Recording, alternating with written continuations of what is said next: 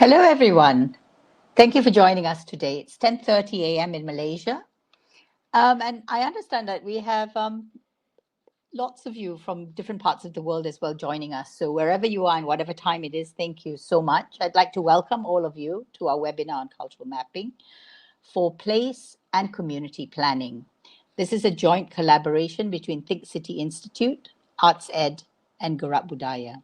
My name is Elizabeth Cardosa. I'm an independent consultant who's been involved in heritage, culture, and the arts. And I'll be serving as the moderator for today's event. Before we begin, I'd like to take a moment to thank Duncan Cave and Donnie Yu from Think City Institute, Chen Yok Pin and Radzia from ArtsEd, and William Thum from Gerak Budaya for all their hard work in preparing for the event and for gathering the speakers for this webinar. Thanks also to everyone who has helped in publicizing the event, and not least, to all of you for joining us today. Before we turn to the speakers, let me briefly describe the structure of the webinar. We will start with the presentations by a panel of 3 speakers. Each speaker will have about 7 minutes each.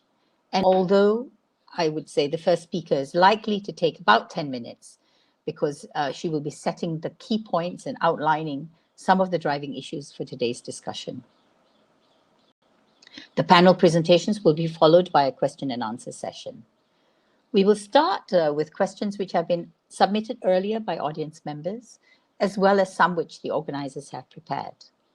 We will then use the remaining time to respond to questions which come up during the webinar. You can ask questions at any time throughout the panel session by writing in the chat box. We will collect these and hopefully, given time, we'll be able to answer them during the final part of the Q&A. A small point on logistics.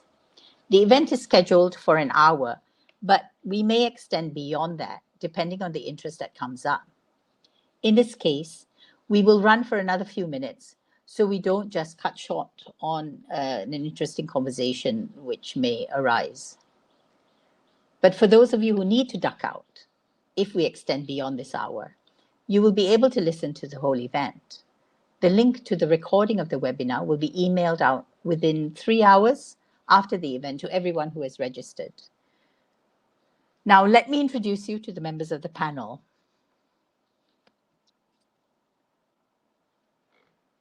The first speaker is Janet Pillai, who is very well known for her work in areas of cultural heritage education, community development, and cultural mapping.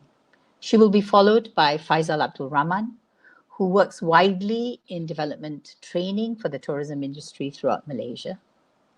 And our final speaker is Ester van Steekelenburg, I hope I got her name correct, founder of iDiscover, which is a digital platform for community mapping in neighborhoods throughout Asia. Our first speaker is Janet. I'd like to invite Janet to join us now. She is an independent consultant, author of 4 books and numerous articles, and is very well known for her work in the areas of cultural heritage education, community development, cultural mapping, and has contributed as an expert resource for national, local, and international organizations such as UNESCO Bangkok, APSU Korea, Hong Kong University, and the Getty Conservation Institute. She's founder of ArtsEd, a non-profit organization based in Georgetown, Penang, specializing in community-based heritage education. Janet will set the context for the webinar. She will first frame the key dimensions related to culture, and she will outline for us the processes involved in cultural mapping. She will discuss how it provides a holistic and multidisciplinary approach to understanding the ecology of place, and why it is especially important in providing strategic and sensitive data to underpin and contextualize urban planning and design solutions, among other uses. I would now like to invite Janet to kickstart the webinar. Over to you, Janet. Thank you. Thank you, Elizabeth, and thank you, organizers of this webinar, as well as all of you who are attending. We will be short because there are 3 speakers, so I will not go too much in depth. But let me start with this controversial slide on the modern planning paradigm. As you can see, I've used Michael Wolff's photography to encapsulate what is happening particularly in cities, where there's a lot of private sector intervention. And what we see is quantity and not quality, and development getting out of control, a very generic, dehumanized kind of environment. And I think this has led to a lot of urbanites losing their agency over their environment, as well as their connection with ecological processes, or even with their normative behavior. As a matter of fact, the environment is beginning to control their normative behavior. I think this type of planning, which actually is highly controlled by industry and capital, sort of like goes against culture, or wants to create its own culture, and it even goes against nature, taking control of nature. In contrast to this, I come from a small town. Actually, I come from two small towns. I've moved from two small towns to the big city. And I can speak from experience that the traditional planning paradigm works much more closely with the power of locality. And particularly, it is able to reintegrate culture and ecology into the planning paradigm. And I think this is something that we have lost sight of. So if we look at traditional forms in Asia, such as Vastu Shastra or Feng Shui, where planning responds to the human, behavior, or to the environment, to the cosmos, etc. And more importantly, it looks at humans as part of the bigger picture. And one of the things that maybe results from this working with nature and working with humans is we can see biodiversity at work, and we can see how we are different, how we accommodate climate, physical environment, local materials, and particularly legacies, cultural legacies, which know how to work with these other elements. And there's beauty in the kind of planning that works with nature or with the cosmos. And of course, a high level of sustainability. I'd like to draw upon Desine, who has come up with this interesting view of culture, where she says that culture actually is the driver for sustainability, and culture-based solutions become more and more important in the move towards sustainability. So I really feel that culture needs to be embedded in institutions, particularly institutional teaching, and in the production of engineers, architects, multiple disciplines. Culture-based solutions, we are looking at culture as maybe coming in as a fourth pillar in the sustainability, together with the three pillars of sustainability. Culture as a mediator for sustainable development, and culture finally being recovered as the foundation of sustainable development. And I think this process is going to take some time, and all kinds of institutions and agencies have to begin looking at these ways in which culture can be incorporated into the sustainable paradigm. And this is where cultural mapping comes into play, because it is able to uncover the forces that shape the cultural DNA of locality. And unless people who are going to create that change or going to make the change actually study the cultural DNA of a locality, together with the inhabitants or the people who place made originally, it is actually, we lose a lot of knowledge, local knowledge or cultural knowledge, if we only come from an institutional point of view. While institutionally these things can be cognitively understood, but really the embodiment of living in a space and developing innovations as a inhabitant is quite different from a cognitive understanding of place. So we should really study cultural ways of thinking and doing in terms of construction methods, materials, how people live with their environment, the resources, how they deal with the resources in that environment, etc. And cultural mapping is able to do this. The other asset of cultural mapping or outcome is it enables us to understand the ecology of place and this how to try and rebalance the relationship between place, use, and people. I think very often there is an overemphasis in planning on place, spatial and physical development, and then hoping that it will be used by someone. It's very, predictive or futuristic kind of planning. And very often the types of people that are going to come in are inconsequential, which is a big problem. So cultural mapping, if I were to define it, is a systematic approach to identifying, recording, presenting, and most importantly, assessing the social, economic, and environmental assets of a place. And when I say assessing, it could reveal gaps, weaknesses, as well as strengths of such assets. And collaborative mapping is really very important. This is another issue that has arisen because there's a very technocratic view of planning where you have to be a technical expert and local knowledge is very rarely sought in the process. So collaborative mapping with people who live in that space actually ensures an integration of local knowledge together with expert knowledge, local experiences and professional experiences and multidisciplines, of course. Cultural mapping is able to offer maybe a more humanistic and a more sensitive approach to planning.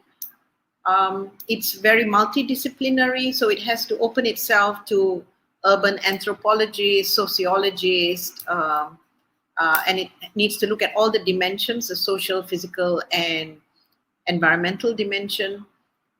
And it's multimodal. Instead of just depending on positivistic type analysis, cultural mapping actually enables people to use statistical plus visual, oral, kinesthetic, tactile kind of tools and methodologies. And that's why it's very accessible to locals, to local residents or non-professionals. And it's able to absorb local knowledge because of these various tools that are used. I think we need to understand that cultural mapping is not just about creating maps of places. While it identifies and locates resources and assets, it also looks at intangible aspect, which is the significance and the value of these assets or on the site in relation to the past and the present, as well as how the future will receive the value of these assets. So it's able to reveal cultural context, character of place, and the significance to the people, the users. It also allows for area analysis and assessment, and this is particularly important for planners because it gives you the strengths and limitations of the site and the interdependence between the elements of people, place, and use, and whether the cultural ecology is in balance or whether it's off balance. And this helps planners to make very strategic and sensitive decisions or interventions.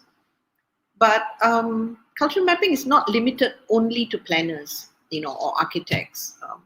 It should be really, recently I had the opportunity to kind of use cultural mapping with a group of cultural activists as well as artists.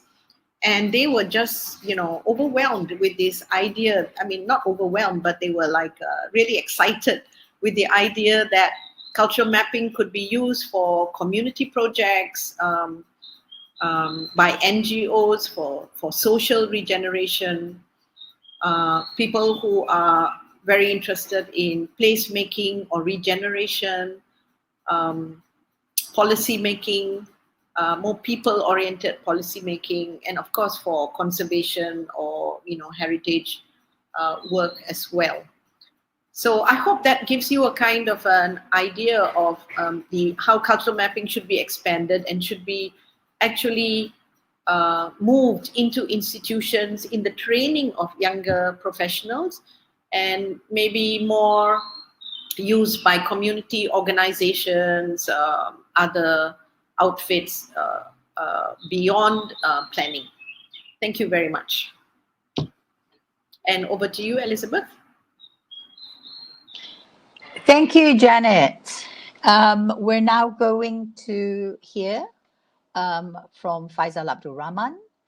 Faisal is a principal of Empire Putra, a tourism training institute. He has been actively involved in several aspects of tourism consultancy and has initiated innumerable skills training programs. He actively works with a range of Malaysian government at federal and local levels, authorities and organizations, as well as NGOs and training other education institutions to promote a better understanding and knowledge of the significance of community in ensuring sustainable cultural tourism practices.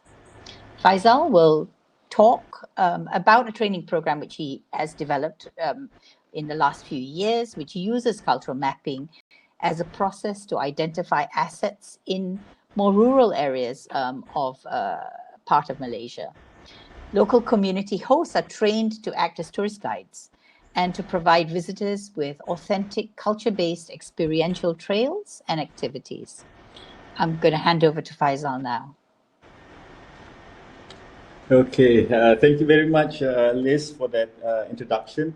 Good morning, everybody. I first like to thank the organizer for the event this morning for letting me share my experience in using or applying cultural mapping as a training institution in developing cultural tourism trails and routes in the state of Selangor in Malaysia.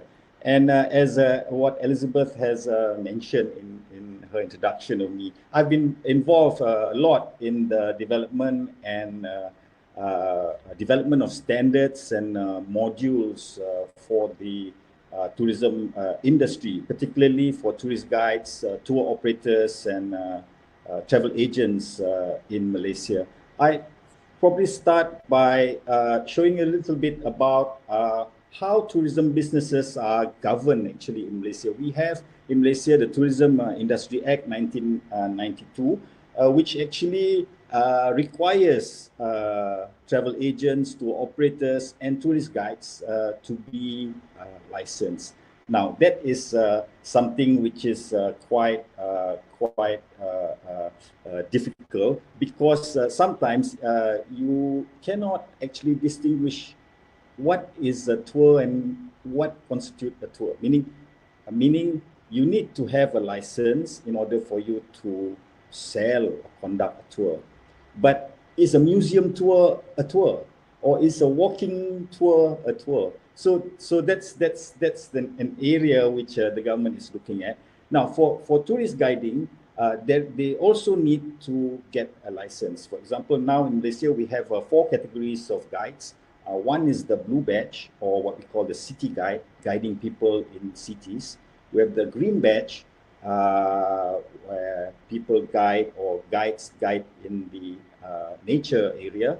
And we have a gold badge, which is for guides that work in areas where the city and the nature is very close to each other. For example, like the state of Sabah and the state of Sarawak, the island of Langkawi.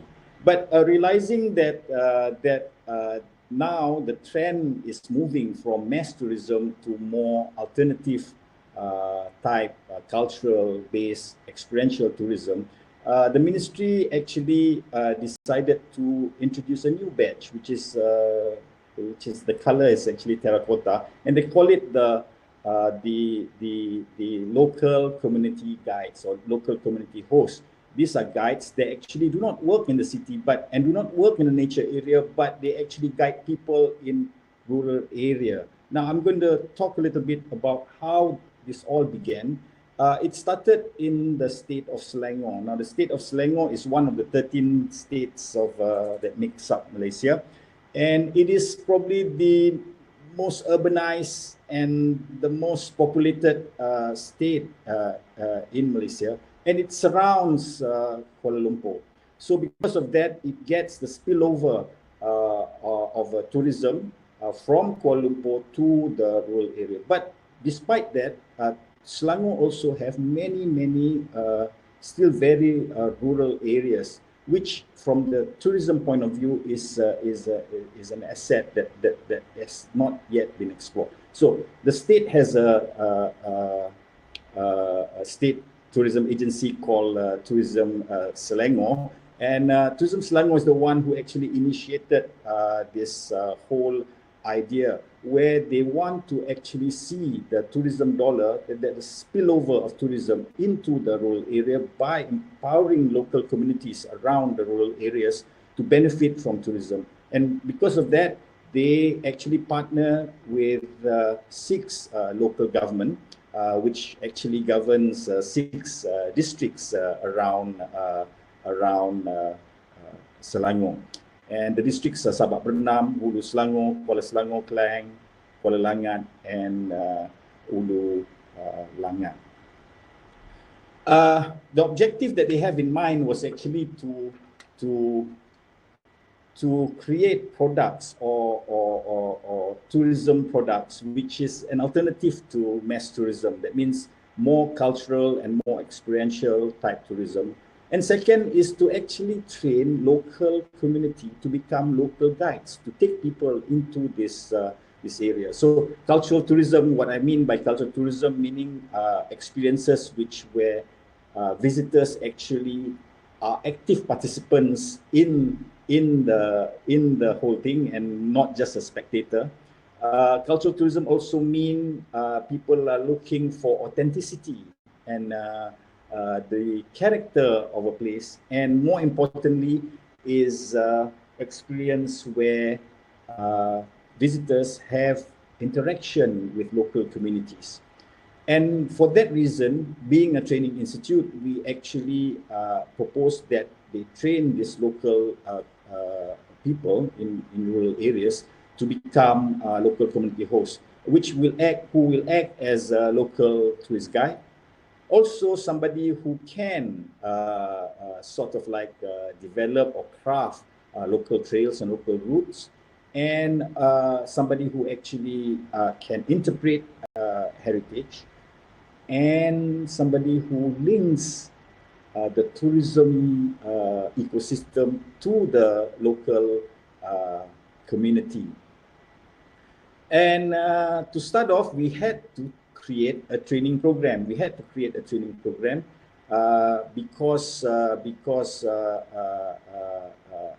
all the licensing of guides in Malaysia needs to go through a standard training program under the Ministry of Human Resource. And to create that, we go through the Malaysian qualification framework system, where it's required that the training program be developed by panels of practitioners, and you can see lists also in the photo, one of the developer that helped develop the training program. Now the training program has 4 modules. It starts off with a cultural mapping. Secondly, the second module is on heritage interpretation. The third module on visitors management, and the fourth module on marketing and promotion. But cultural mapping is the core module for the entire 4 months training program. It is the outcome of this cultural mapping that they go and develop their heritage interpretation or skills, and also from there they will look at how when a tourists come, there are many other issues. It's not just about interpretation and heritage, but there are many issues like safety and comfort and all the other supporting services. That's on module 3. And lastly, on module 4, they will look at how their trail fit into the tourism ecosystem, or basically tourism distribution channel, and which platform can they use to market their trails. Now, the reason why cultural mapping, was actually that this point that actually I met Janet, and we've read her book many times, the first edition book, many times a reference for us to develop our training module. But when at this point we met Janet to help us out in the various techniques on how, or various tools that can be used in the training. Now, the reason why we use cultural mapping is, number one, to identify cultural assets within the community with the aim to create district cultural map. Secondly, from the map, we sort of like try to find themes, themes and that are commercially viable as a cultural-based experiential trail. And lastly, to actually, in the process, identify communities that can get involved in the trail, meaning get involved, and probably there are some economic benefits to this local community. Okay, there are 4 modules. I cannot go the detail of all 4 modules. I'll just go directly into the cultural mapping module, or cultural mapping module. We have actually a process, a methodology that has 5 steps.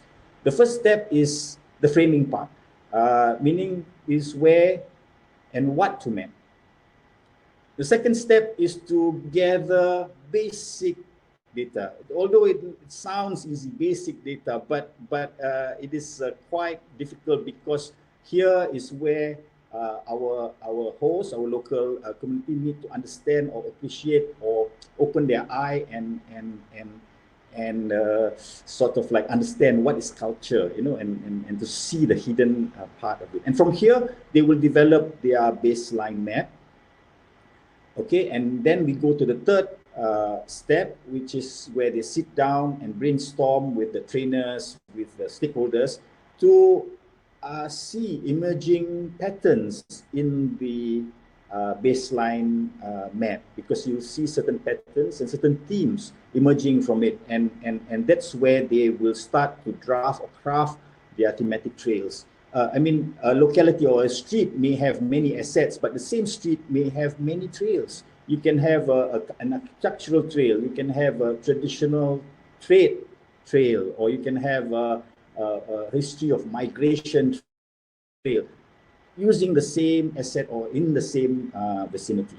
Now, the fourth step is to then, once they know the trail that they're working on, they will go and gather more in-depth data through interviews, to going to the archive, through observation, where they will start to write and develop their heritage interpretation. I mean, heritage interpretation need not only be in the form of storytelling, it could be in activities, it could be in demonstration, and so on.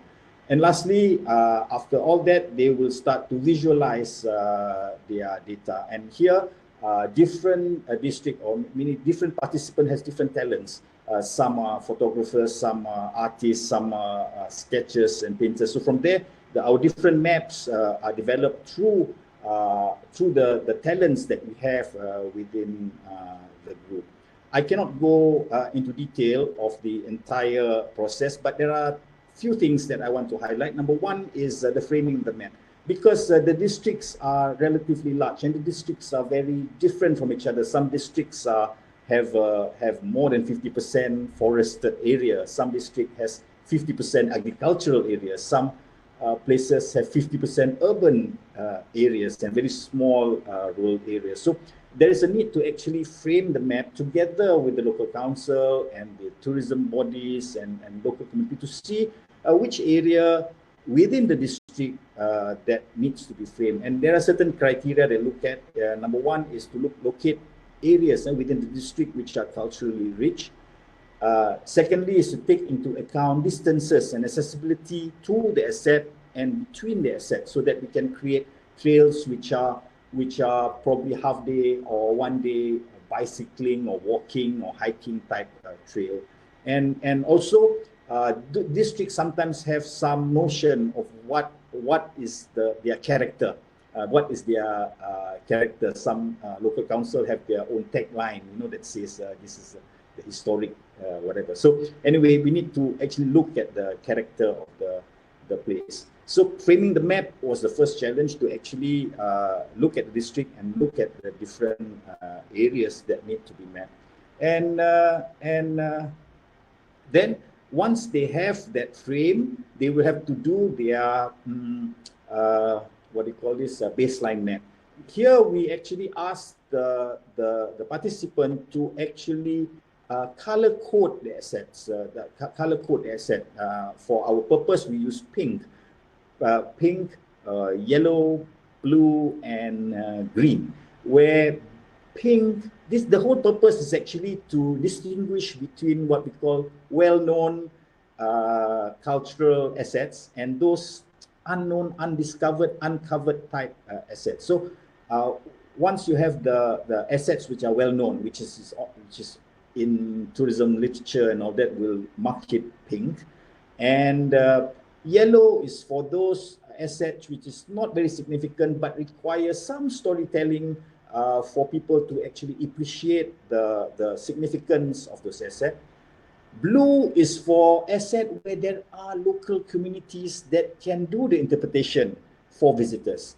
And green are for assets where visitors can actually engage or get involved or experience the asset. So they started off by mapping the area and color coding it. Of course, some may start by yellow, but after a while it becomes blue, and because they discovered there are some local people that can tell the story. And sometimes there are blue that can become green, because after they get to know these local people, the local people are more welcoming and allow them to actually participate in their activity. For example, there is a school that does lion dance practice. It was blue, where people can see and the locals can talk about lion dance. But later on, after a while, it became green, because they allow visitors to actually experience and try out lion dancing. Okay, now that's the second part, the baseline map, and then we go for thematic trail, where from there they see emerging patterns that happen. Of course, when you come up with themes, there are so-called standard themes or trail, like food or history or architectural, which we develop. Now, after the end, actually I showed you 6 districts. We didn't do all simultaneously. We did the first 3 districts in 2018, and we did the second, the next 3 in 2009. And we've come up with 6 district cultural maps. They're basically maps. Some are to scale, some are very artistic, depend on the students. And from there also, we have also developed 50 thematic trails. Of course, these are trails developed by students. It may not be commercially very viable, but now we see a lot of them in communication with various tourism players to actually make the trail more commercially viable. And of course, we have already licensed all the guides. Now, this is the output of our project. And now we cannot see much outcome for 2009, because we just finished the training and graduate them in December. And then suddenly Corona came, COVID-19 came, and there were very little visitors, and then with the MCO and all that. But for the 2018, we've seen visitors coming to these towns for educational tour mainly. People from international schools and volunteers start to come and experience various cultural activities. But I think more importantly, we see that councillors, the district council has started to go down and trying to understand. And once the councillor go down and understand, you'll see some improvement in public facilities and infrastructure. For example, we highlighted an old clock tower in one district, and now and it's left there. It's nobody visited, and it's all not working. But now when I came again, it's all nicely preserved back. So I'd like to end my slide with looking at a few challenges. There's a lot that I've listed in the book. In the book. But there are two things that I want to see, because one is the scaling of the map, because our objective was actually to look at the viability of the tourism trail, and we sort of like mapped the cultural part of the area, but we sort of didn't look at the other players or people involved in the tourism ecosystem. For example, the taxi drivers, the beca driver, the boatman, and all that. You know, because transportation, accommodation, food, crafts are also part of the tourism ecosystem, because we cannot get people to come all the way for 2 hours from KL to a rural area just to go for one single trail without, you know, without any other supporting it. That's the scaling of the map. And second is because we start with tourism people, and with that, somehow there is a typing of what culture is. You know, this is culture. So we create, and with that, it's very difficult to actually to uncover, because you already set your mind. This is culture. This is not culture. And this is some of the challenges that we have. Now with that, I want to end my presentation. Now we are slightly probably different from other people who are probably professional mappers that map things. So we are actually, we start from tourism, and then we develop the training, and in the training we incorporate cultural mapping, and in the cultural mapping we discover the character identity of the place. It's sort of like go the other way around. So with that, I thank you very much for your attention, and I hand over to Elizabeth. Thank you so much, Faisal. We're now going to our final speaker, Esther, who's the founder of iDiscover. This is an app and map platform for community mapping in neighborhoods. She's worked all around Asia, from Bangkok to Beijing. So we're moving from Malaysia, we're moving out to the rest of Asia, a lot of Asia, where heritage is at risk. I mean, it's not limited to any one country. Her company, Urban Discovery, engages with governments, developers, and NGOs to build good business models for inclusive, and that's a key word here, inclusive urban regeneration, which capitalize on the cultural heritage assets of the local communities. Esther will share with us the process involved in a specific community-led project which mapped the living heritage and local culture in the World Heritage walled city of Ahmedabad. This project sought to find and share the spirit of the place, to protect the local culture and living heritage of the residential poles. I'm going to hand this time over to Esther. Thanks, Elizabeth, and thanks for the invitation, particularly to Janet, because we've been a long time admirers of Janet's groundbreaking work on cultural mapping in Asia. So very privileged to be part of this. I'm going to take you today to the wonderful city of Ahmedabad, which, for those of you who don't know, is the capital of Gujarat province in India. And it's India's first UNESCO listed World Heritage City. It was listed very recently in 2017. So what's so special about Ahmedabad is that it has an intact walled historic city center that was founded about 6 centuries ago by a Muslim ruler.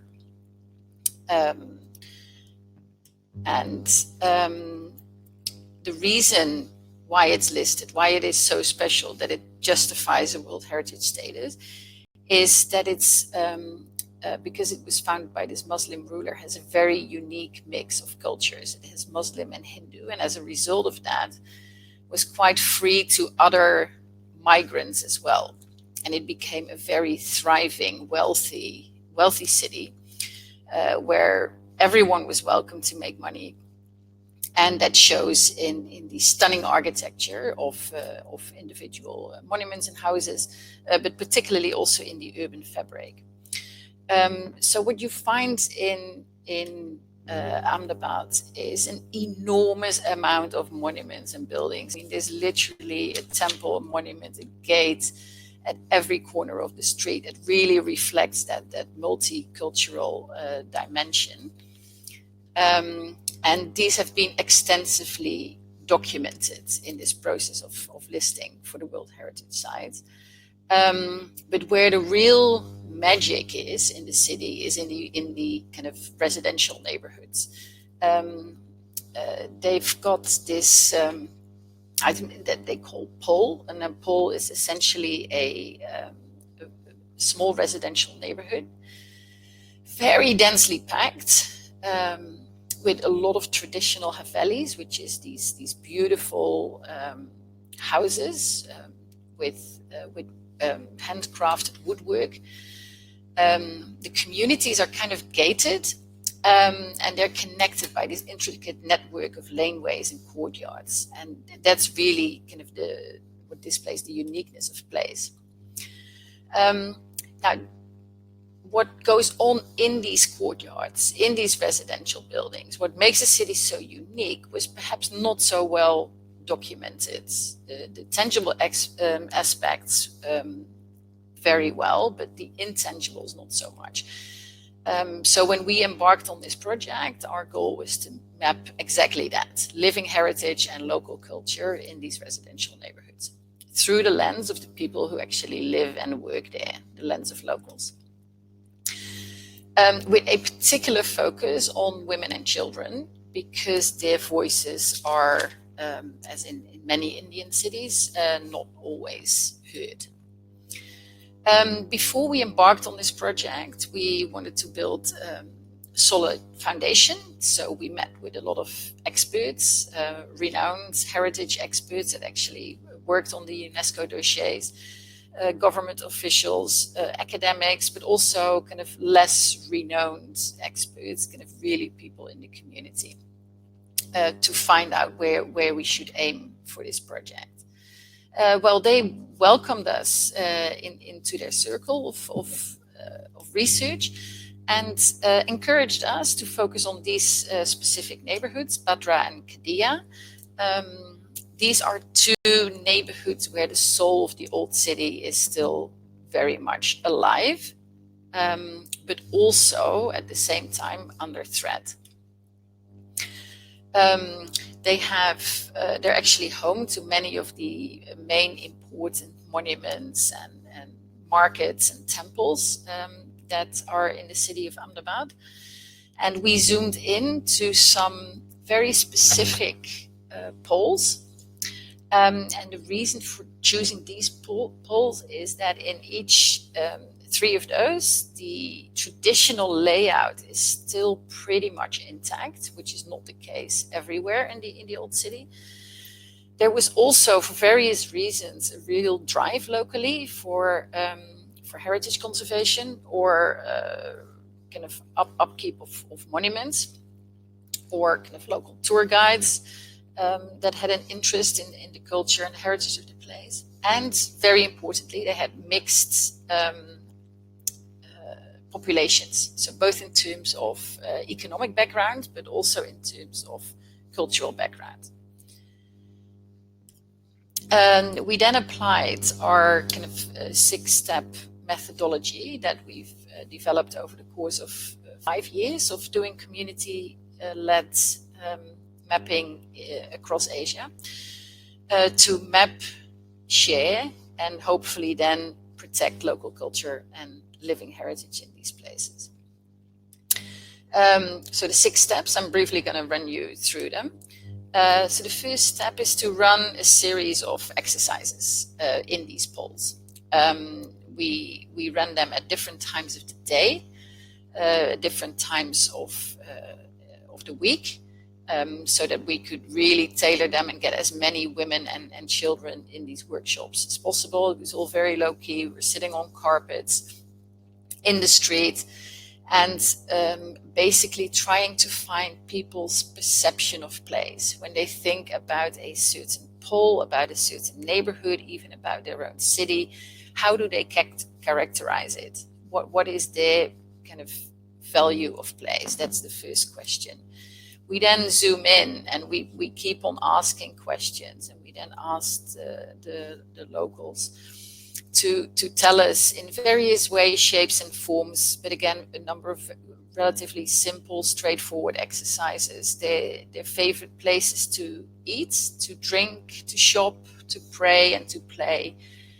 What makes their neighborhood so special? What are these places that you really can't find anywhere else? We then hand over to a series of local writers and local photographers who then take these kind of mapped assets as a starting point and dive a bit deeper. So they really go and interview people and really try to find the stories of that particular neighborhood. We then invite 2 local artists for these neighborhoods to basically create a visual communication of those stories and to design the 2 maps. And when it was all done, and this is a process that in all took about a year from start to finish. The workshops itself were just held over the period of 2 weeks, so that wasn't too long. But the whole process of documentation and also making sure that the people in the community were happy with the way their stories were reflected took about a year. We then brought the stories back to the community, and at the occasion of the Kite Festival, the annual Kite Festival, which is a fantastic event, and I can highly recommend all of you to, if you ever have an opportunity to go there.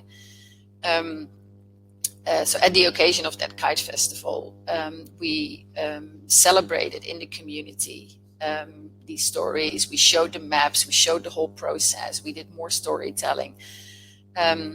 And really try to instill that sense of pride of local culture, living heritage. It's, you know, it is something that is part of you and something to be proud of.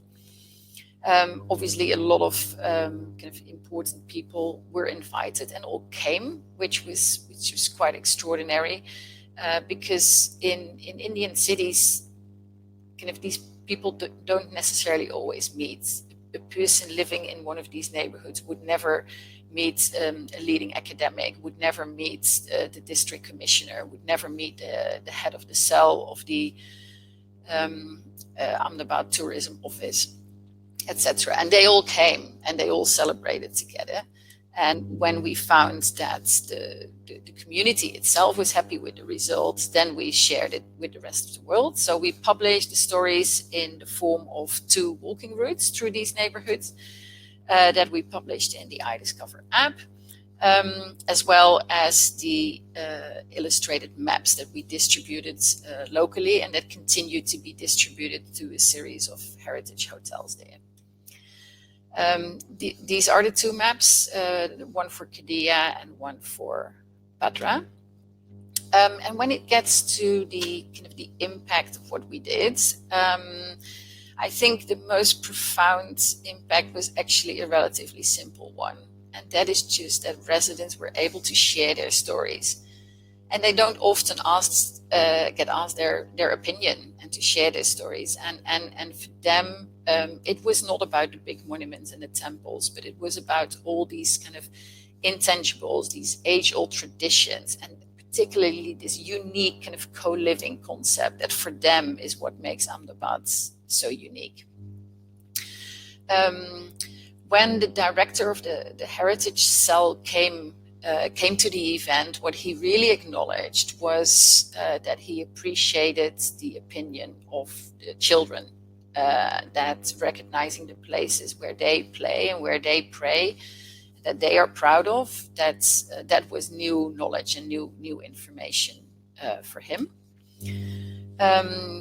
Professor Neil from Ahmedabad University, he alluded to the fact that there is these 5 C's in the UNESCO World Heritage Convention: credibility, conservation, capacity building, community, and communication. And according to him, the last two are actually the most essential one when it comes to management of World Heritage Sites. And he found that this project really worked on those kind of two aspects. The people in the polls, yeah, well, we're proud, we're happy, and found that it was important that their stories were carried on beyond just the local audience. An entrepreneur, Rajeev Patel, who is currently restoring a number of heritage buildings in the historic core of Ahmedabad. He felt that not many people around the world perhaps knew so much about this particular city, and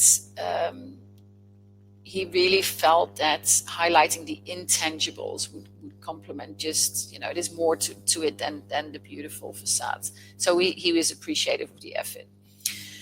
If we also managed to kind of get more foot traffic to local places, tourists to come and walk around in these neighborhoods, we don't know, because we ended this project at the Kite Festival, which was in January this year. And after that, COVID came and Ahmedabad went into complete lockdown.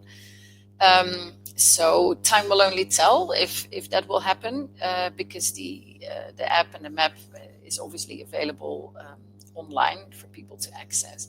But I think for now, what we can already conclude is, in terms of impact, the cultural awareness of the people, realizing that they live in a place that's special, building bridges, so creating discussions that would otherwise not have happened, community development, and creating leverage. So use kind of what is a relatively kind of modest project as an opportunity to reach out to the rest of the world, and make sure that when people come to Ahmedabad, that they know what they're looking at.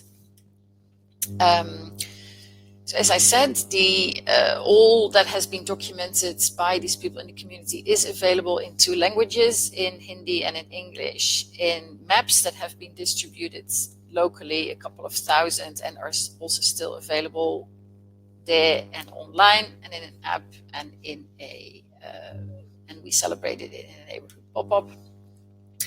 This project, I just need to acknowledge our local partners, because it would never have been possible without them. It was a co-created effort by our non-profit, which is iDiscover, together with the International Center for Independent Development, which is in Ahmedabad, and is an organization that has basically done all the work, all the logistics locally. We just come in with the methodology, really. And Creative Yatra, which is a cultural social media platform locally. And we were lucky for this particular project to get funding from the Prince Claus Fund and the British Council. Thank you. And I just want to show a really nice video to end this part of the presentation.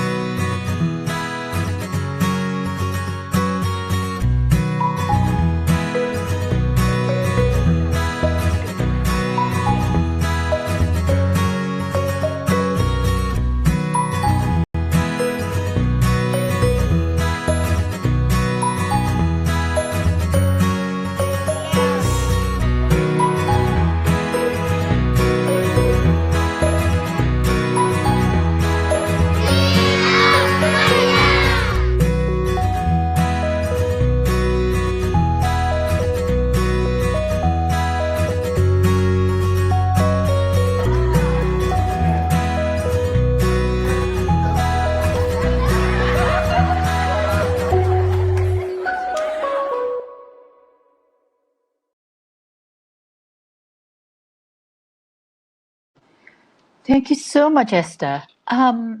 We've, had a really interesting 3 presentations, and now I'm going to ask all the panel members to join me back again. We're moving into the next session. section, which is the panel discussion. We will be looking at various questions that have come in over the last 40, 50 minutes.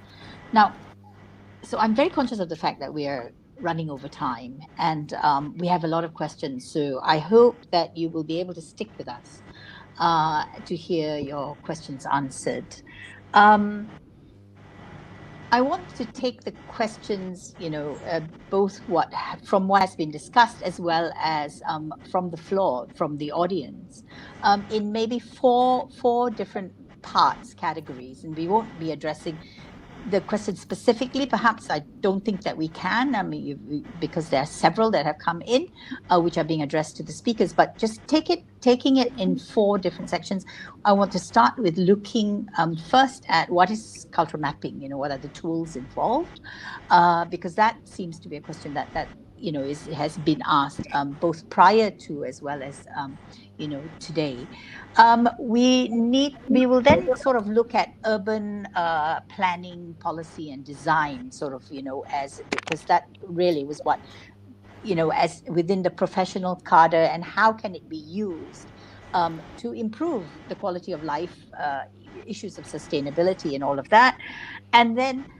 Almost the elephant in the room, tourism, the two-edged sword, which all of us in one way or another participate in, and how do we find that balance?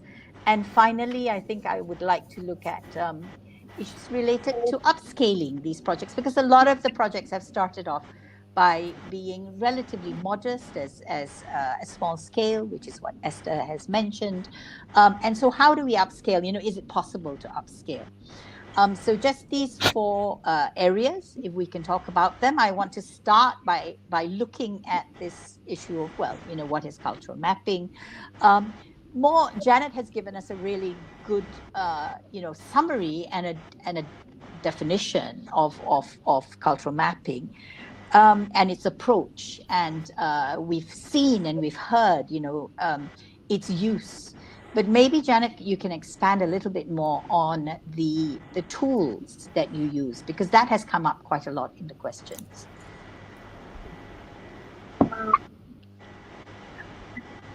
There's so many tools. It's like really... okay, highlight. Take a highlight. I think in general, it's important to look at mediums, maybe more than tools. So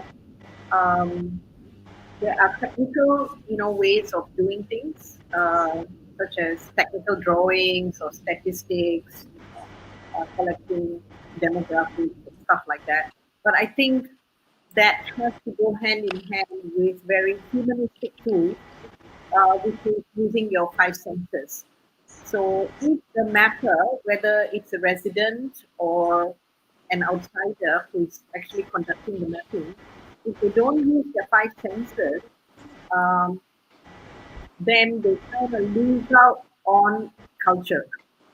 So it's really critical to use visual tools, verbal interviews, storytelling, listening to the soundscapes, tasting the food, for example, experiencing, and physical experience of the site.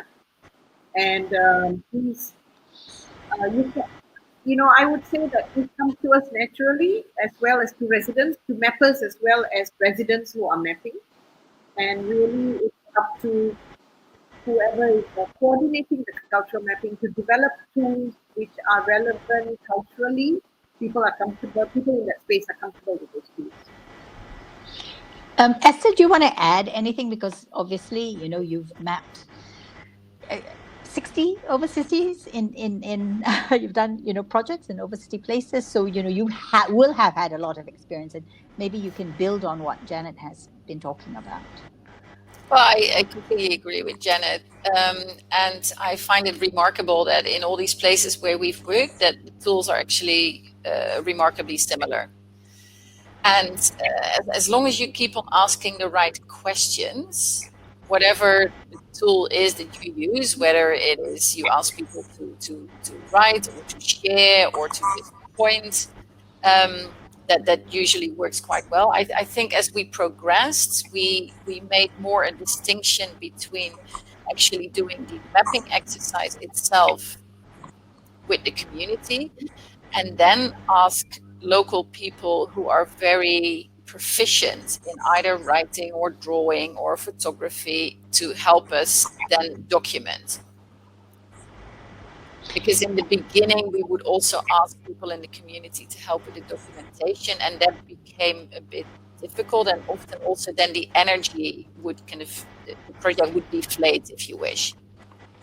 So what you're saying is that, you know, you a lot of the mapping is being done by people who are outside of the community, and the community provide the resource, provide the stories. Yeah, so the community is the resource provider. They are the knowledge, the intel. They tell us what's important, and then we have people who are sometimes from that community, sometimes from that group, but not always. They're always from that city, but are proficient in writing stories and creating visual content. They will help us to document. So it's really important to find the right combination, shall we say. You know, Janet, did you want to add something? Yeah, I think it's in some cases, residents are very capable of actually measuring, drawing, pointing out, telling stories, etc. It's important to have documenters, you know, who can then maybe turn that material into a more professional, you know, up the level a little bit if it needs to be used as interpretation, or if it needs to be presented to the council, you know, to the municipality. But I think in most cases, if you find the correct tool for the community to express themselves, then you need that combination to transform it into something that authorities or outsiders are able to accept as, you know, well interpreted, you know, material. So you're looking at the balance between the professional cadre and the knowledge keeper, the non-professional. Faisal, maybe that, you know, you want to add something to that, because in your experience, obviously, you know, you came in from the outside, you know, to deliver something for an authority, and but you needed, or you know, for your project to succeed, you needed to find these inroads, so to speak. Yeah, I think I quite agree with both our panelists, because I think expanding from Janet's statement that what is culture, I think that is an important thing that we as the trainers from the outside and the local host and the community to actually understand, because there was a question that asked, why do you map culture, but why don't you map system of living? So basically that's what we had, because there is a notion that culture must be nice architectural building and all that. So I think from Janet's book, you know, she sort of like highlighted that culture is actually when people live in a place and they start to have create their own place of living and their livelihood and the social interaction. So that was all that needs, we need outside people to actually get the local people to actually see it. Sometimes, you know, every day you pass through a wooden house. It's a wooden house lah. It's an old house on stilts. But they don't see the significance every day they're there, you know, and it takes somebody from outside to actually get these people to asking the right question, as Esther said, to actually share this story.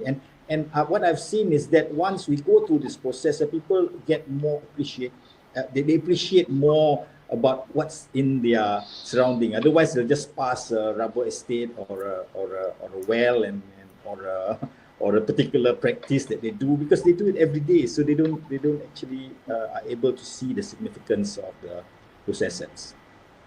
Okay, well, so what we're really looking at is how cultural mapping helps us, everyone, the community, the professional, the visitor, the local authority, understand better the place and then make better decisions, obviously. So I want to move on to the next sort of big general topic of urban planning or planning, it doesn't have to be urban, in area planning, physical planning, that as we understand it, formal planning, and policy development, and design, of within this we're talking about it quite physically.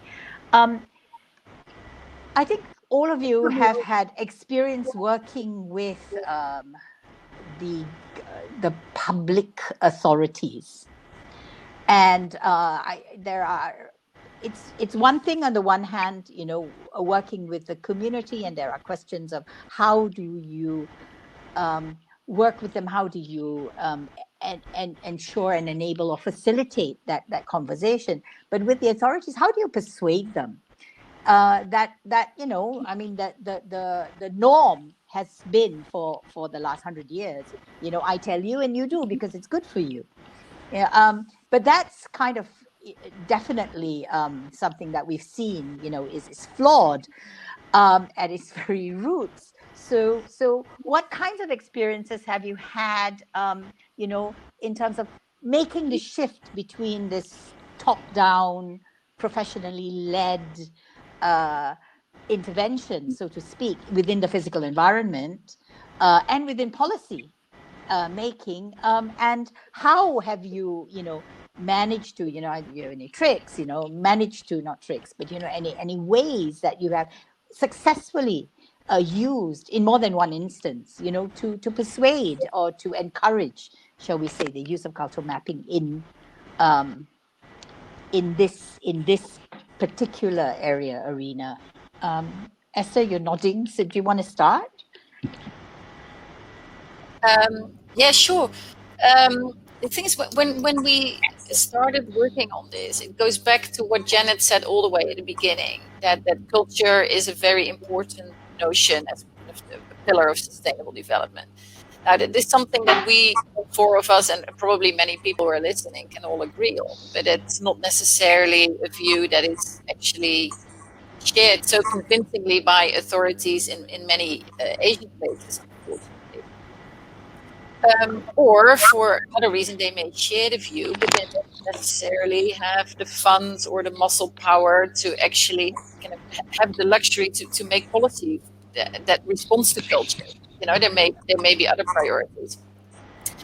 So that what we found in our consultancy work, which also had a lot to do with culture and heritage, is that cultural mapping, in the sense that Janet has explained it as a methodology, was actually, not in many places in Asia, not exercised as such.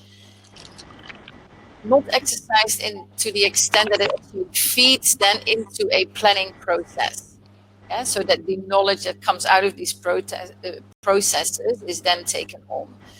And what we've basically tried to do with our project is try to find something that you can do relatively quickly for a relatively modest amount, that has an output that is not necessarily a kind of a very comprehensive report, and perhaps the exercise in itself is not super comprehensive, but it has a creative output, it has digital access, and therefore it can perhaps inspire those who are in the driving seat of development, which is people in government, is owners of properties, and is developers.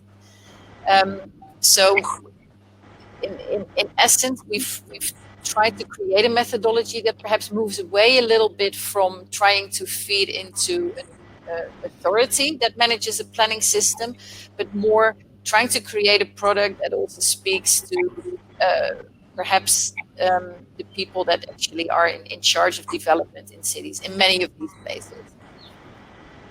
Okay, so you're looking at sort of the corporate sector, let's say. You're looking at a developer, or whoever is responsible for driving that part of it, and it could be from within the community, it could be from outside, right? Yeah. But I think that when it comes to policy change, you need to work with or somehow persuade bash them on the head, to get them to accept this.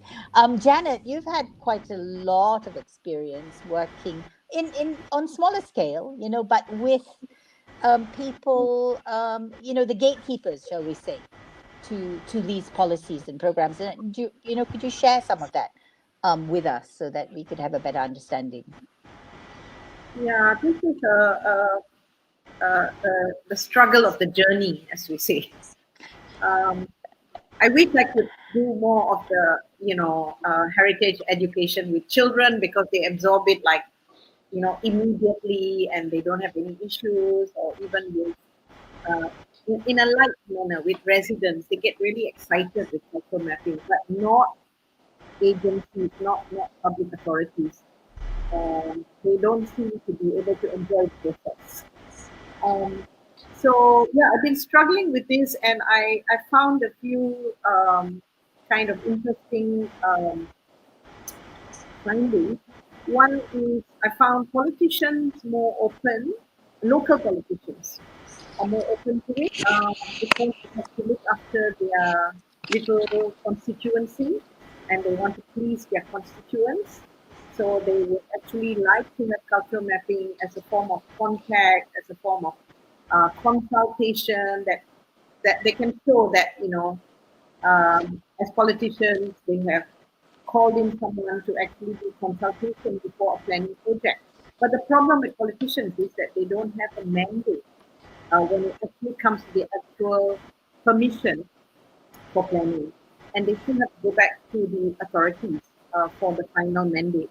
And very often they fall short there, because the authorities may not accept that cultural mapping exercise that the politician has taken on.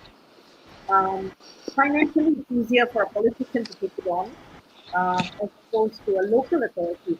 Now, the problem with local authorities and federal authorities when they take on structural plans or special area plans, or master plans, etc., even impact assessment plans, is that they tend to hire consultants which tend to be more technically oriented. So we are consultants as well, independent consultants, but we go for the softer side of planning. And really, I think these two parties who look at the more human social aspect need to partner with the technical consultants, so that these plans that are coming out are more holistic as opposed to very technical. I think the issue of money or time is not really that different, because cultural mapping, can be an add-on to these larger planning processes. But maybe the problem, I feel, also lies with institutions. I've attempted to actually move cultural planning into institutional settings, where curriculum in higher institutions of learning need to incorporate cultural mapping, whether it's in sociology or professional areas such as planning or architecture. And it's really a slow and long process, but it's such a needed, it's a needed process to raise awareness, because these are the people who will finally get to those agencies or to those authorities. Who will finally go to. Well, so let me then bring you to, okay, so we're moving from, dealing with the authorities, and Faisal, you do that a lot as well. But I want to sort of move into, because I'm very conscious of the time running on, let's move into, talking about tourism, culture as a commodity, for as an asset to be, that's the elephant in the room, which everybody sort of almost wants to ignore, right? But that's the reality. Where does the money come from? How do you capitalize on it, leverage on it? For whom, with whom, and how do you handle, this balance between ensuring the integrity and the authenticity and the ownership, remains with the stewards, those who actually own it, and not be taken over, shall we say, by outsiders, for want of a better term, from somebody who would. So this idea of tourism being exploitative, I mean, I think it's not fair, but there is that element, a very strong element there as well, and almost a suspicion, I think, on the part of local communities. Why are you coming to us? How do you navigate persuading, and inculcating this desire to communicate, their own cultural resources and assets. I'm going to ask you, as the tourism person here, to maybe talk a little bit about that just for a couple of minutes, and then we can move on.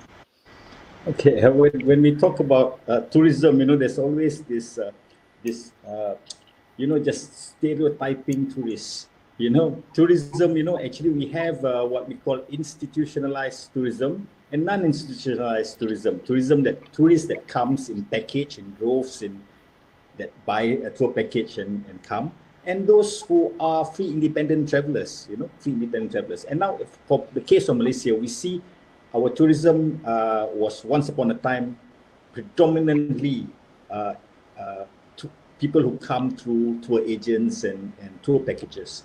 But now we see more and more free independent traveler. In fact, that's a trend around the world. And this free independent traveler traveling is made possible through technology. Now people can actually find and look for places and experience they look for. Now this sort of tourists are slightly different.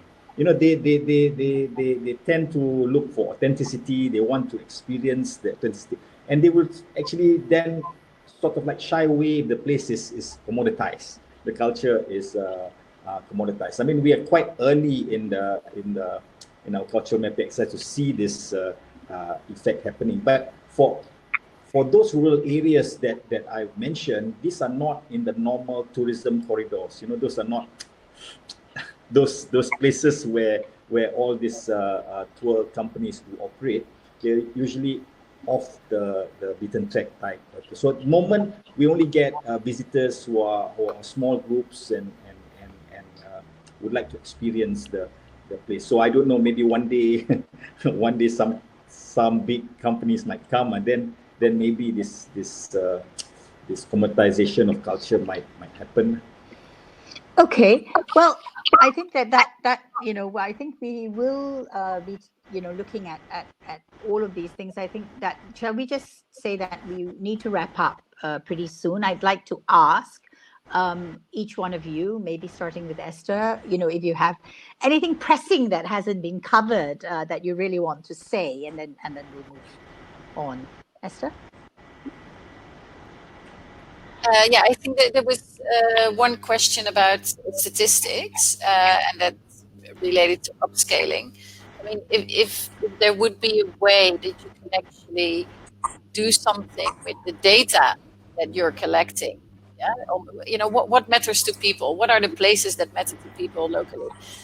And gather those, and like what we're trying to do that in a number of cities. Then what you're actually gathering is very profound information, and that is why we are trying to use the digital route, so that would allow us to also gather those statistics. So the digital route is one way of upscaling. Faisal, can I just, is there anything else you want to add? Yeah, there was actually a question that I received about how do you get community to open up and to actually and the limit to when they say like what you say, it's enough. Why are you coming here? So when we did the mapping, I remember I said this color coding. We started with pink, yellow, and blue and green. Actually, it started like that.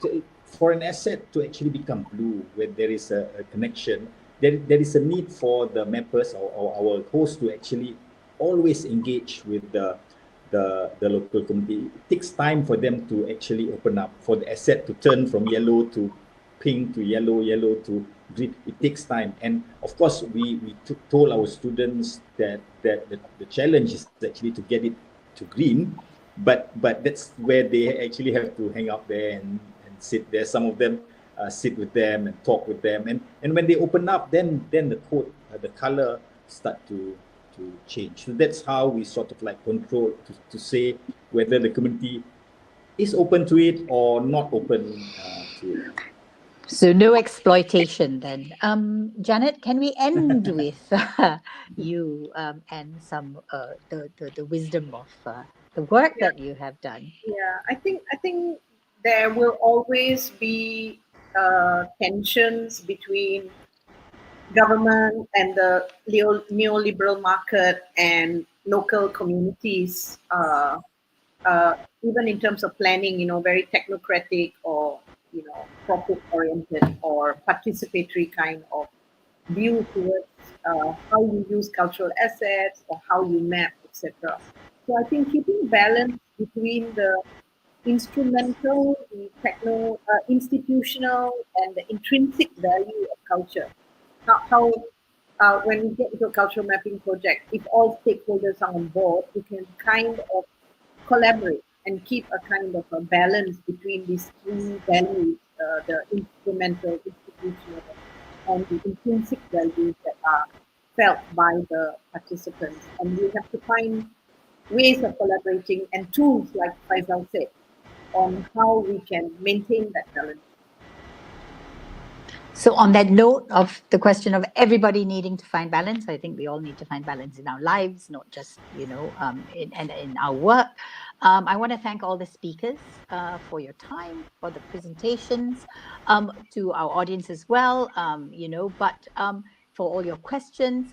We now will move into the final part of our, and most exciting, I think, part, the raison d'etre almost for this, is...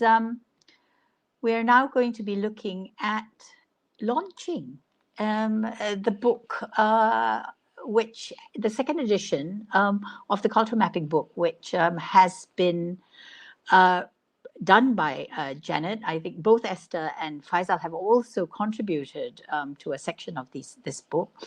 And this is a practical guide to cultural mapping. It outlines its concepts. Those of you who are looking for processes and tools, techniques and methodologies are really very well outlined and featured in this book. So we want to use it as a resource. It's for sale. There is a promotional price. Between, I think it goes up to the 15th of July, you'll see it on your slide. And there is a brochure which is available to you, which will be sent out.